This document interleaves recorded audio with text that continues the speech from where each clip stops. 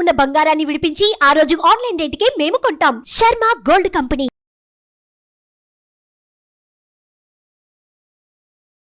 నమస్తే, welcome to Suman TV. నేను మీ యామిని.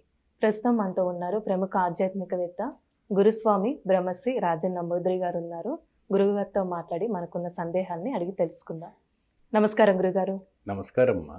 గురుగారు, మే నెలలో అసలు కేరళ శాస్త్రం ప్రకారం మకర రాశి వారికి ఏ విధంగా ఉంటుందండి? అలానే ఈ రాశి వారికి సంబంధించిన పరిహారాలు కూడా మాకు తెలియచేయండి గురుగారు. శ్రీ మహాగణపతి దేవతోభ్యో నమః. చూసే వీక్షకులందరికీ నమస్కారం. మకర రాశి వారికి విశేషమైనటువంటి ఒక ఫలితాలు రావడానికి అవకాశాలు ఉంటున్నాయమ్మా. కేరళ నాడి శాస్త్రం ప్రకారంగా చూసుకునేటప్పటికీ మకర రాశిలో మనకి లాభము 11 అయితే నష్టము 6 చూపిస్తూ ఉంది. ఎప్పుడైనా వీళ్ళకి విశేషంగా చేసేవంటి ఒక కైంగర్యాలు ఏదైతే ఉందో చేసేవంటి ఒక అద్భుతమైనటువంటి ఒక కైంగర్యం చేయాలి.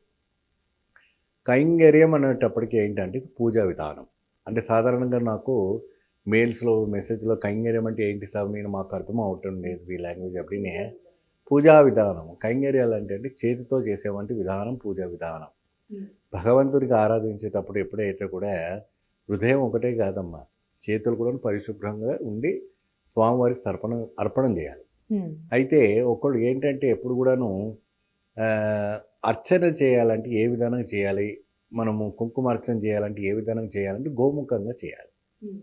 గోముఖంగా అంటే ఏంటంటే ఈ రకంగా ఏమో ఈ 3 వేలు పెట్టేసి కొమ్ములు ఇలా ఉంటాయి కాబట్టి గోముఖంగా ఉంటుంది కాబట్టి ఈ ముఖంగా కుంకుమార్చన చేయాలన్నా అక్షింతలు వేయాలని మీరు మకర రాశి వాళ్ళు ఈ రకమైనటువంటి ఒక శ్రీచక్ర కుంకుమార్చన చేయాలి. అంటే శ్రీచక్ర కుంకుమార్చన ఎక్కడ చేయాలా ఎప్పుడు చేయాలా அப்படின்னு చాలా వరకు కూడాను విశేషంగా ఆరాటిస్తూ ఉంటున్నారు. సో వీళ్ళకేంటి అంటే సమయపూర మారియాత. సమయపూర మారియాత ఎప్పుడైనా ఇది మన శ్రీరంగం నుంచి ఒక 12 కిలోమీటర్లు ఉంటుంది. అక్కడ ఏంటంటే మీరు కోరినటువంటి కోరిక ఏదైతే ఉందో ఆ సమయంలోనే మీకు తక్షణంగా మీకు ఫలితం లభిస్తుంది. అమ్మవారు అంటే ఏ అమ్మవారికి సంబంధించండి? సమయపూర మారియమ్మ టెంపుల్. అంటే మనకు అమ్మవారి పేరు వచ్చేసి ఏంటంటే శ్రీరంగ చెల్లెలు అనేసి ఒక సామెత ఉంది. అక్కడ వాళ్ళ ఊరు నమ్మకం. తిరుచి ఉంది కదమ్మా, తిరుచి శ్రీరంగపట్టణం నుంచి సమయపురం. ఈ పేరులోనే సమయపూర మారియమ్మ అని మనకు టెంపుల్ ఉంటుంది. అక్కడ ఏదైతే మొక్కిన తర్వాత వాళ్ళంతా మనకు నిప్పు చెట్లు ఉంటాయి కదమ్మా, ఆ నిప్పు చెట్లు పెట్టుకొని ఆ గుడి అంతా తిరిగి ప్రదర్శన చేస్తారు. వేపాకు తీసుకొని ఇప్పుడైతే ఎండాకాలం అంతా కూడా ప్రదర్శన చేస్తారు. అమ్మవారు పోసిన అమ్మవారి గుడికి చుట్టూ పోస్తారు. చికెన్ పాక్స్ అంటుంటారు కదా, అదే ఆ అమ్మవారికి చాలా విశేషం మెయిన్. అయితే ఈ సమయపుర మాన్యత మకర రాశి వాళ్ళకి వెళ్ళి చేయటం వల్ల ఏంటంటే ఆ సమయంలో మీరు ఏదైతే కోరుకుంటున్నారో ఆ కోరికని తీర్చేవంటి ఒక శక్తి ఆ అమ్మవారికి ఒకటే ఉంటుంది. అందుకే పేరులోనే సమయపూర మారియమ్మ అనేసి మనకు అంటుంటారు. ఆవిడ ఇష్టపడినటువంటి పాయసం ఏంటంటే కూళ్ళు అంటే ఏంటిది, మనకి రాగితో తయారు చేసినటువంటి పదార్థం ఉంటుంది కదమ్మా, రాగి గంజి, దాంట్లో బియ్యము, దాంట్లో కాస్త ఉప్పు, కాస్త మనము పచ్చిమిర్చిను లేదంటే కాస్త ఉల్లిపాయలు వేసినటువంటి కూలు చేస్తారు. దాన్ని ఇక్కడ ఏంటంటే మీరు మజ్జిగ టైప్ లాగా ఏదో అంటుంటారు ఏమండి, రాగి గంజి కాస్త పోస్తుంటారు.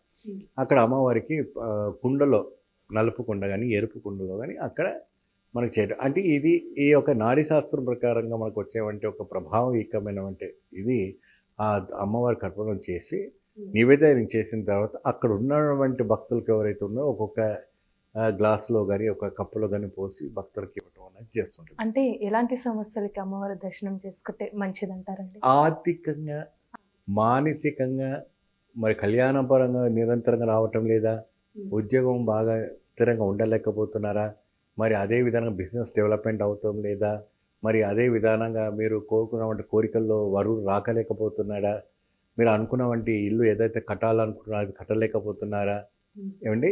సో ఈ రకంగా మీరంతా కూడా బాగా